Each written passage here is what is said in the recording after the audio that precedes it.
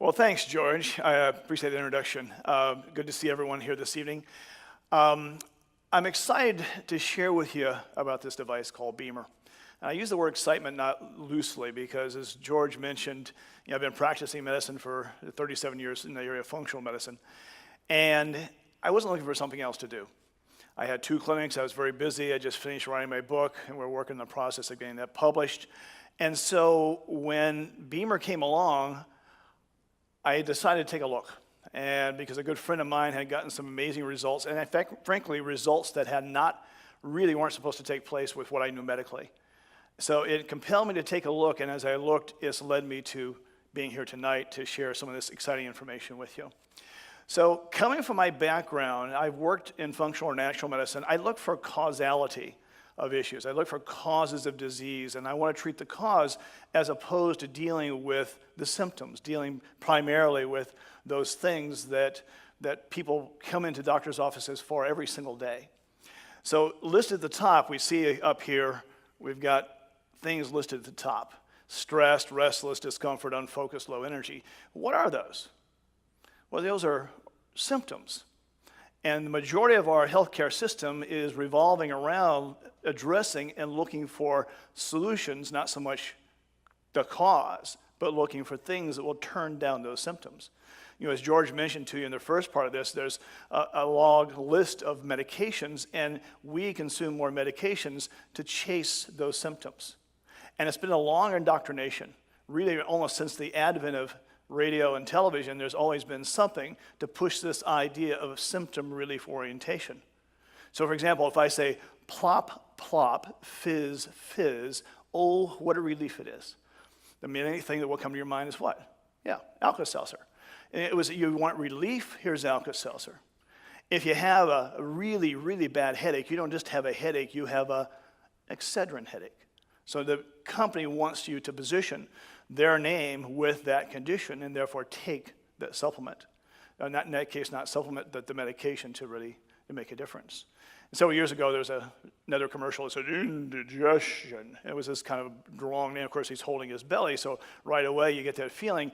And the solution that they were pushing on that particular commercial was what? Pepto-Bismol. So there's always this symptom relief type orientation, and that cause is never really addressed. The cause is never really looked at. And so the idea that we have here with the iceberg is those are symptoms. And the idea of health sometimes revolves around, do we feel good? If we feel good, we must be healthy. And if we feel bad, we're not healthy. Well, there's a lot of people who feel good every day. Guys every day feel great until in the afternoon they drop dead from a heart attack, because 50% of the time, the first indication a person knows they have an issue with a heart is actual physical death. That's a hard way to find out. So those, feeling good is certainly part of it, but feeling good, but being good is a different thing. And my Bemer story is I don't have a Bemer story. I'm into Bemer because I want healthy longevity. That's what I do for a living, and that's what I want for myself. And as we evolve through talking more about what this accomplishes for your body, if good health and longevity are something you're interested in, that's what will unfold as we talk more about this. So what's below this iceberg? And it's the biggest part of what's there. It's the causality. Now we want to get to those causal things, and they're listed here. The cells are what make up every single part of your body. So, for example, in the beginning, we have one cell. And eventually in our adult bodies, we have 70 to 100 trillion cells. That's a lot of differences. And somewhere along the line, some of those cells decide to become a heart, and some of those cells decide to become a brain. I always picture these cells like drawing straws to figure out which type of cell they're going to be. It's like the long straws get the heart and the brain, and short straws maybe get the rectum or something. The idea is that we have cells that begin to differentiate, and what's common is every single cell needs the same thing in order to sustain itself. So what we have at the very top there is we have low oxygen. Oxygen leads the way because literally we cannot live without oxygen more than just a few minutes. Cells will die and they will not survive if we don't have the right levels of oxygen. In fact, a lot of people know about pH in the body, and it's the levels of oxygen that actually affect the level of pH that we tend to have. We want to, for the most part, have a nice alkaline supply. 7.35 is what we want, and oxygen begins to provide that. But oxygen also is essential inside every single cell for the little powerhouses in the cell called mitochondria to produce their energy. And they produce that energy, so when the oxygen is available, the mitochondria can make the full supply of what's called ATP, adenine triphosphate. That's what the cells use to exchange energy. And if you have enough oxygen, you can make upwards of 36 to 38 units of ATP. So like if I had a car, and I was saying we can get 38 miles per gallon, what would you say? Well, that's pretty good. But if we have a car that's running on 4 miles per gallon, that's what happens when you don't have sufficient oxygen in the body. The body shifts into a different kind of metabolism inside the body, and it's called, as opposed to having what we want in the normal formation of energy, we have a fermentation type process that occurs. Well, what industry uses fermentation? It's the brewery industry. So we end up with a more acid cell. And acid is caustic, is actually breaking down the body. And what happens when we don't have enough oxygen, we have that fermentation takes place, that's how cancer develops. That's how serious disease develops. When oxygen drops down, microbes that might be suppressed because of sufficient levels of oxygen all of a sudden wake up. And when those microbes wake up, they're no longer suppressed now because the oxygen is low, they start feeding. And they start feeding on us. And that starts promoting this inflammatory type response that we see often in the body. So oxygen plays a huge role, not just in terms of energy production to cellular level, giving us those full complement of ATP formations, but also helping keep our pH in a level and our microbes at a level so we don't have inflammation. And then next is nutrients. We need a full supply of nutrients. Every single cell needs the right nutrients. And those nutrients are in the form of vitamins and minerals as cofactors. We need also ushering in glucose, which is the blood sugar that runs the cell. And we also need fatty acids. We also can run off fats. And so the nutrient levels are important to be able to make the cell work. Now, one of the things I always tell people is that Bemer does a lot of great things, but it won't convert your Twinkie into health food. You still need, if you want good health and longevity, to eat the right foods, eat a good complement of fruits and vegetables. And so when you're delivering, you're going to deliver the right foods, and also foods that don't promote inflammation. If you eat a lot of sugar, you're still going to have inflammation, and you're going to feed all the bad bugs that tend to exist there. So it does, and if you combine healthy diet with what you have here before you in terms of Bemer, then it's the best of both worlds. So we need to have those nutrients. Next on the list we have up here is waste removal. And it's a critical function. And if we only ingest something, what happens after a few days if you don't have a bowel movement? Kind of a gross concept, but nonetheless, what happens, you start getting constipated, people don't feel well. I always kind of relate the idea, and people get the idea, in our body is one thing, but people have watched the movie Beverly Hills Cop. In Beverly Hills Cop, Eddie Murphy would actually stick the banana in the tailpipe. If you remember this scene, and what happened is the guys were going to chase him, but as the car started moving forward, it sputtered and stopped. It wouldn't run. Why not? Well, because what happened is that as the car is combusting and making the carbon monoxide coming from the engine, it had no place to go. It started backing up. And as it backs up, it got into the chambers of the engine, and there's no combustion that takes place. And the same thing happens for us, is that we have an accumulation of waste. Now, waste comes from a lot of places. It doesn't just come from our metabolic waste, although every single day our cells are busy making things, and there's metabolic waste that it creates that we have to get rid of. But unfortunately, in today's environment, we have some 95,000 different chemicals in our environment, and basically if you eat, sleep, or breathe, you're going to inherit some of those because of just those processes. So our body needs to be able to detoxify itself efficiently, otherwise your energy will drop down and your body will fall into what we talked about before, being very acid and prone towards disease. So if you're feeling sluggish, you may have a banana in your tailpipe. So you may want to get that addressed. And the Bemer helps you do that, as you'll see as we go through. So waste removal is a very important function. I'm going to kind of skip over for just a second the idea of the cardiac function of blood flow, because that's the essence of what Bemer does and how it does it and how it influences this, and talk a little bit about the cellular energy aspect of things. Your cells are little batteries, and your cells have a membrane, and that membrane actually holds charge. And we can get energy from our environment. Several decades ago, we would spend more time outside connected to the earth on bare feet, or get our hands in the soil. We were connected, and we have electrons that can come up from the soil. And then, sometimes I'll tell my patients to go out and actually hug a tree. And I'm not trying to turn them into tree huggers in that sense of the word, but they can actually get electrons. Have them walk barefoot on the grass. You can actually pick that up. Down here in Florida, we have to be careful a little bit about having issues with fire ants, and then who walk their dog last did they pick up? That's a whole different issue. But nonetheless, walking barefoot can begin to help us with the electrons flowing as far as the body is concerned. And we get some of those electrons from the sun. When the sun shines down on the body and we actually then get some of that radiant energy coming to the sun, it actually pumps up our cells. It actually gets electrons from those cells. So the electron aspect is another thing that helps the cell membrane exchange all these things, both nutrients in, oxygen in, and also waste products out. So charging the cell plays an important role, and as you'll see, Bemer plays a role in all these things. And one of the other ones that's not listed on here, but it's essential. How many people here believe you can die from not sleeping? And the answer is you can. If you don't get enough sleep, there's lots of different aspects of that. You're not necessarily going to die from exhaustion per se, but what happens is that we need sleep. And there's so many other chronic conditions associated with sleep, from obesity to cancer to heart disease, in terms of insufficient sleep. There's also a thing called micro-napping, where people are actually driving and they actually fall asleep briefly at the wheel, and it only takes just a few seconds. So a lot of the traffic accidents are tied to people being exhausted trying to drive and having this issue. We have sleep cycles. We have NREM sleep and REM sleep. NREM sleep is basically taking part of your brain that stores memories during the day, called the hippocampus, and it downloads it to the cortex of your brain. And that cortex is where you store those memories. So sleeping, and NREM sleep especially, actually helps you remember. You actually download those memories. And then the REM sleep is actually where we're in our dreaming state. And dreams, and how many people have had weird dreams? Well, dreams are not always linear. Dreams are really helping us sort out the day. So sleep helps us sort out those events that took place. And when people don't sleep and they don't get that REM sleep, then they start having all kinds of other emotional issues because those things are not sorted out and arranged in the body.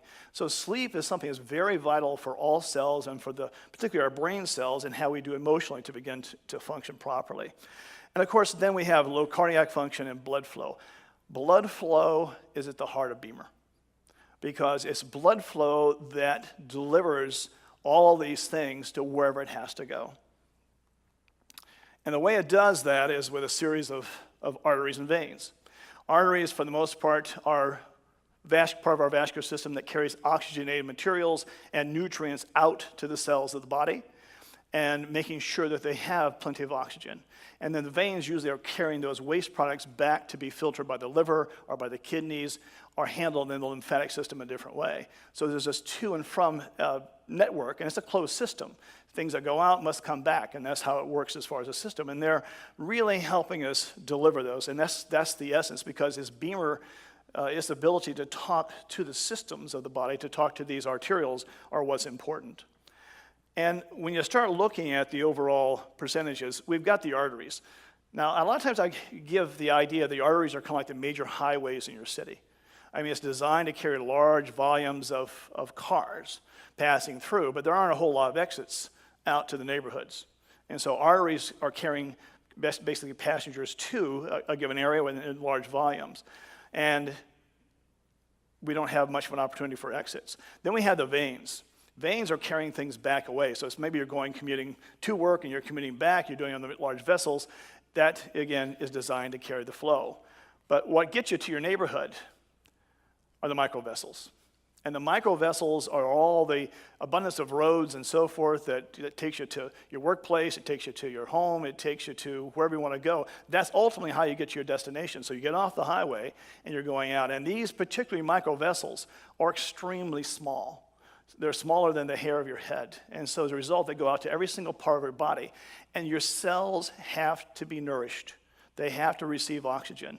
For those of you in the parents that have an idea that one of the things that we have is when you have a baby, they clip the umbilical cord. So what happens to the other side of the umbilical cord? We're always waiting, for what? For the umbilical cord to fall off. The reason for that is because the tissue on the other side of that clamping is deprived of this blood flow. And so as a result, the tissues that are there begin to wither and die and dry.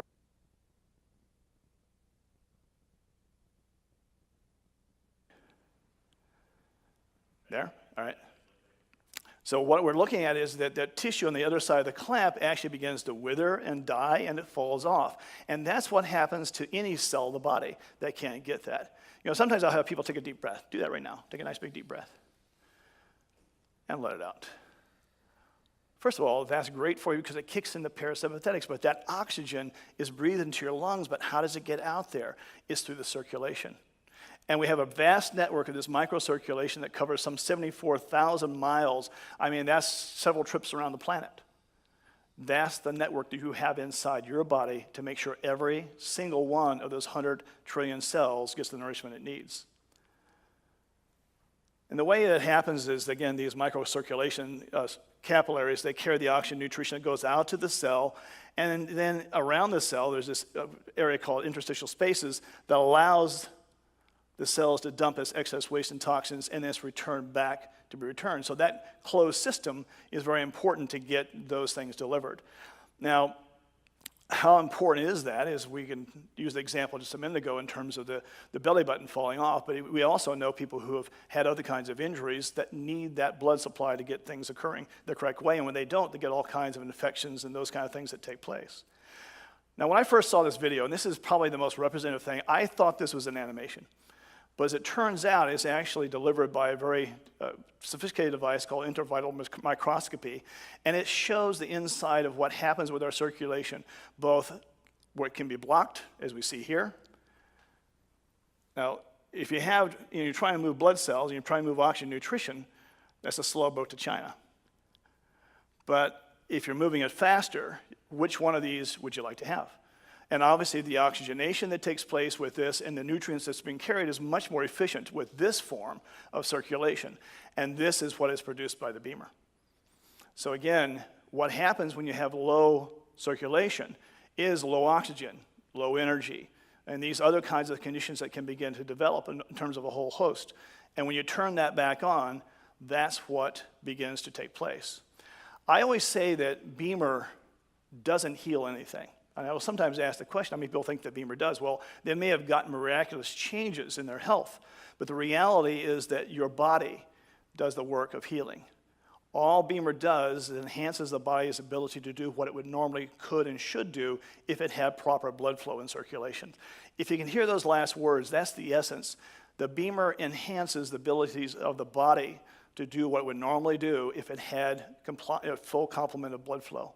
And in doing so, that blood flow is going to deliver those things necessary for our well-being. The individual who's responsible for the intervital microscopy is Dr. Klopp. You see him pictured in his laboratory here. He's actually revered as one of the leading world authorities on microcirculation. That microcirculation, again, being those little networks of very fine arterioles where we have to deliver all those things. And his statement here says, Bemer is the most effective and widely researched vascular therapy method available today. And he researched a lot. He was commissioned by the German government to find solutions to not microcurrent, but microcirculation issues. And he found these solutions. A lot of things helped. He found that ginkgo biloba helped, for example, as an herb. But when you got down to what we could do with the Bemer and refining the signal that had been developed here, that's when we had an increase in circulation going to these areas and enhancement of the circulation with overall delivery. And it's pretty easy to use. I have a treadmill at home sometimes I hang my clothes on. But the Bemer I have every morning in my bed, I can use it very easily. So you're just using it 8 minutes twice a day.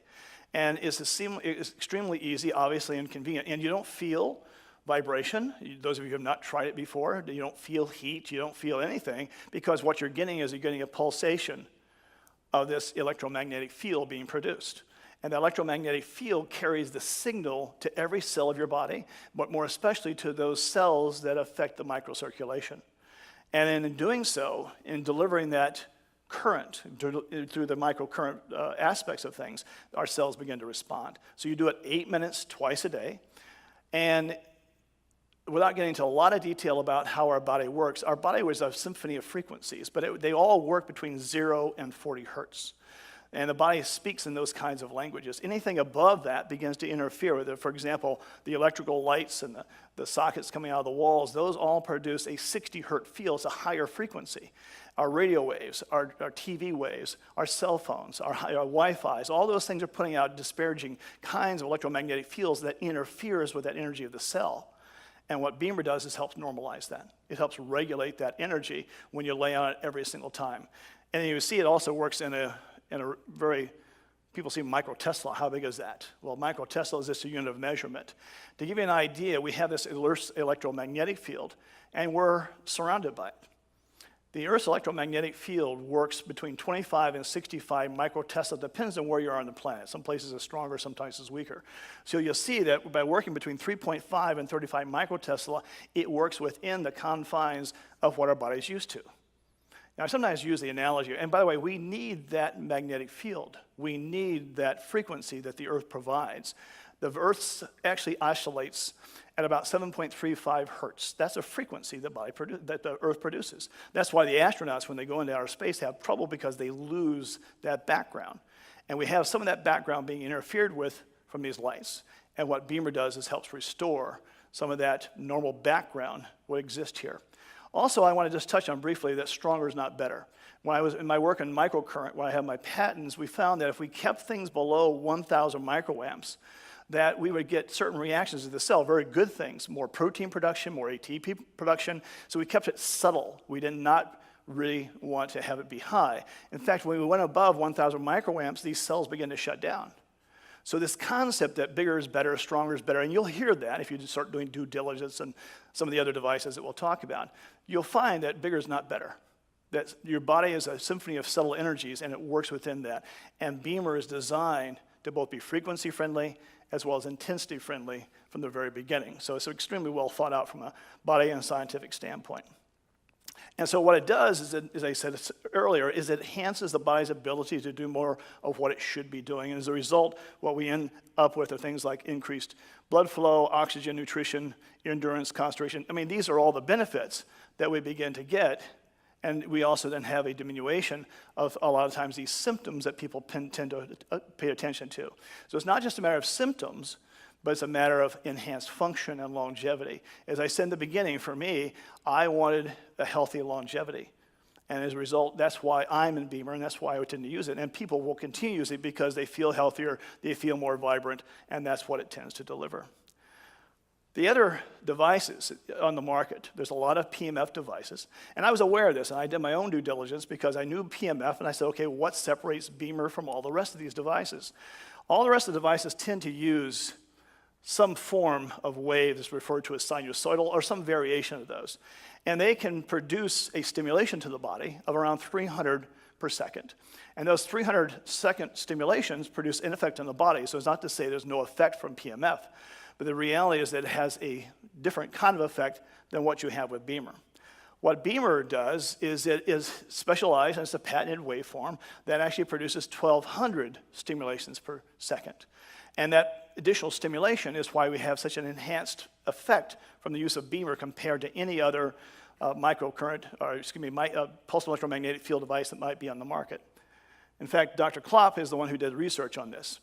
And these are some of the most widely used PMF units in the world today, and they're all then compared in terms of what's going on. And you'll run into a lot of these. One of the ones I'll bring attention to is the IMRS. IMRS unit's out there, and it's got great marketing, but I also like to make sure if you go to a Ford dealership, and I'm not even sure if they sell Pintos anymore, will they try and convince you that their car is as good as the Mercedes? And that's the point. The point is they want to try and convince you that there's different features about their car. It makes it just as good as that car. But the reality is that a Pinto is not a Mercedes. And so as a result, we can begin to see that in terms of the findings that they found during the process. So these are the top devices on the market, and Bemer is used as a control unit, as we see by comparison. And what happened here is on day one, they measured the overall, actually several parameters, but they measured the oxygenation and the tissue saturation of certain things. And so they started looking at this without any pulse electromagnetic field being applied to the body. And then over the next 3 days, they applied the current, and they kept measuring the effects of what occurred during those 3 days. And on the 4th day, they actually shut the units off to see what residual effects tended to exist there. So there's a couple real salient things you want to pay attention to. Obviously, here are all the other devices. They're all clumped down here, and here's what's happened with Bemer. Now, this is an important point, is because notice that when they're using it on day 1, they got to here, and on day 2, they got to there, and day 3, they got to there. That's important for you to know as you use your Bemer. It's cumulative. Use it consistently, and it has an cumulative effect as far as the body is concerned. There's a lot of things happen to our microvessels as we get older. Less nitrous oxide, they're less fibrous, they're less flexible. And so what happens, it takes a while, and it depends on where you are as to how it is, but it is cumulative. And so that's one of the things you can see there. Notice that here they flattened out. They plateaued. They didn't have as much of an amplitude, and certainly not as much of a change. Bemer is well above wherever all the rest of them may have been. And during the peak time, we're comparing upwards of 30% change to usually a maximum in the areas of 8 to 10% change. So certainly from an overall effect in the body, we can begin to see how much more of an effect Bemer also produces. And then when it was turned off, the residual effects from Bemer outdistance the peaks of when the other devices were actually turned on, showing the residual effects that we tend to have, and of course they dropped immediately down to 0. So there's no residual effects there, and even the effects they had doesn't compare to the residual effects we have. So if you miss Bemer for a day or so, it's still working. It's in your body working for those 12 hours. That's why 8 minutes twice a day, you're getting the full benefits for a full 24 hours. And so Bemer, even when it's not working, is working better than theirs was after a residual time. And so that's Bemer, and I really hope that you love as much as I do. It is indeed a disruptive technology because it is helping take us away from those areas where we're just chasing symptoms to get to the true cause. And as you turn your body on, you'll be amazed. Thanks.